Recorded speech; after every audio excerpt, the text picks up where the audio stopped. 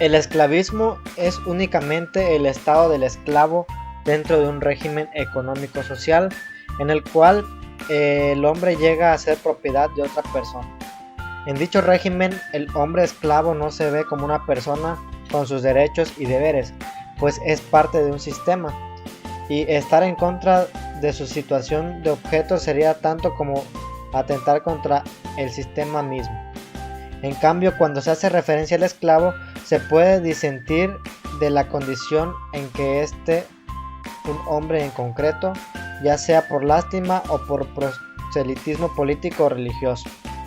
Así, aun cuando en Nueva España había defensores de los indígenas intentando salvarlos de ser esclavos, estos mismos defensores practicaban el esclavismo, es decir, llevaban a cabo la doctrina de la esclavitud, pero como sistema socioeconómico. Este método de producción surgió entre el cuarto y tercer milenio. Duró en los países más desarrollados de Asia, Europa y África hasta los siglos III y V, alcanzando su máximo esplendor en la antigua Grecia y luego en Roma. La caída del Imperio Romano de Occidente en el siglo V inició la desaparición del modo esclavista de producción. El proceso de surgimiento de las relaciones esclavistas de producción fue distinto en los diferentes países. A la vez, existían condiciones económicas fundamentales comunes para todos los países y pueblos que prepararon el tránsito al modo esclavista de producción. El desarrollo de las fuerzas productivas hasta tal nivel en el que era posible la creación no solo del producto necesario, sino también del producto adicional. El surgimiento de la hacienda individual y de la propiedad privada de los medios de producción, el desarrollo de la desigualdad patrimonial, la formación de una élite rica que poseía una gran hacienda y necesidad de fuerza de trabajo complementaria. Todos estos factores se formaron ya en el periodo de la disgregación del régimen gentílico. Poco a poco, pero inexorablemente a base de su desarrollo, la esclavitud patriarcal fue sustituida por el modo esclavista de producción. La base económica del modo esclavista de producción es la posesión por la clase esclavista de todas las condiciones fundamentales de la producción: la tierra, los instrumentos y los objetos de trabajo y el propio productor, el esclavo. En consecuencia, todo el producto creado era propiedad del esclavista. De la masa general de productos creados, a los esclavos solo llegaba la ínfima parte que apenas era suficiente para reponer la fuerza de trabajo gastada y para una existencia semi-hambrienta.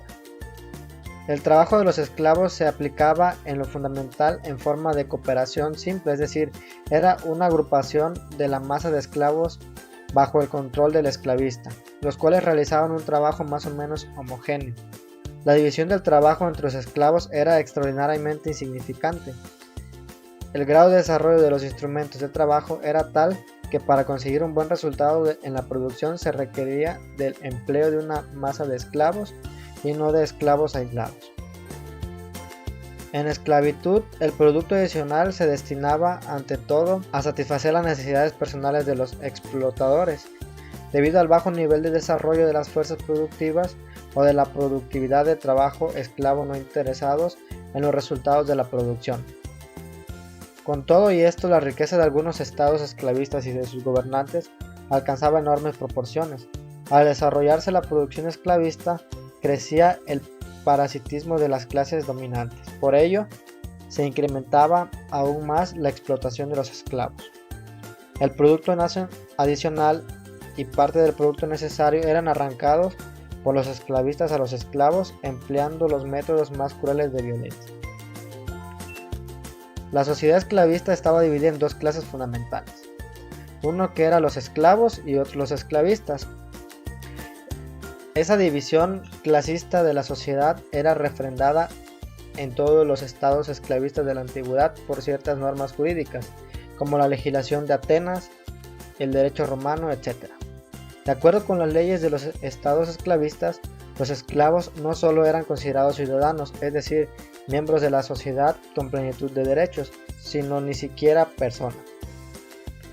El esclavo podía ser matado o sometido a toda clase de violencia, y eso no era considerado delito en la sociedad esclavista.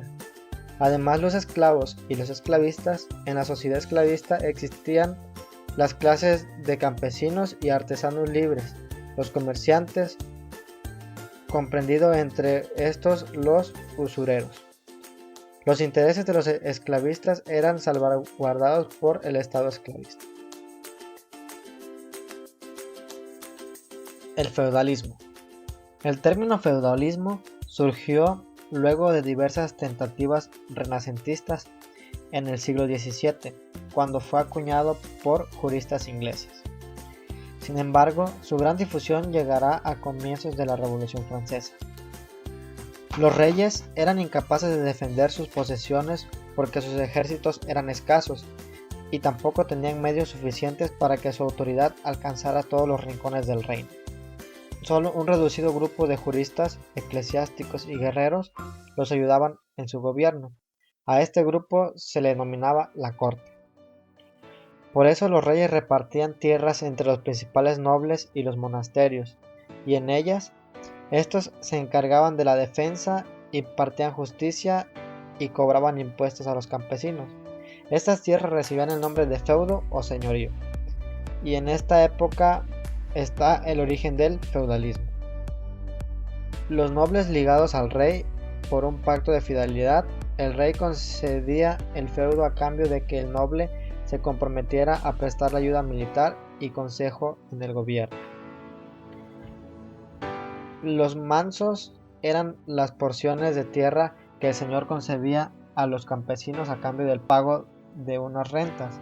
Estas rentas podían ser dinero, productos y sobre todo servicios personales como trabajar determinado tiempo en las tierras del señor gratuitamente. En el feudo había grandes extensiones de bosques, dichos que eran propiedad exclusiva del señor, que regulaba cuándo y cómo los campesinos podían cazar o buscar leña en él. En sus feudos los señores impartían justicia y cobraban impuestos. Una de las causas fundamentales de la crisis del feudalismo en su nivel institucional fue la monetarización de la economía, lo cual conllevó a que se diera la denominada feudalismo bastardo. Otro elemento fundamental que determinara la caída de las estructuras institucionales del sistema feudal fue el crecimiento del poder de las monarquías frente a los señores, lo cual fue terminando con dicha etapa del feudalismo. Desde mediados del siglo XVIII en Gran Bretaña se empezaron a apreciar una serie de cambios que transformaron radicalmente su economía y organización social.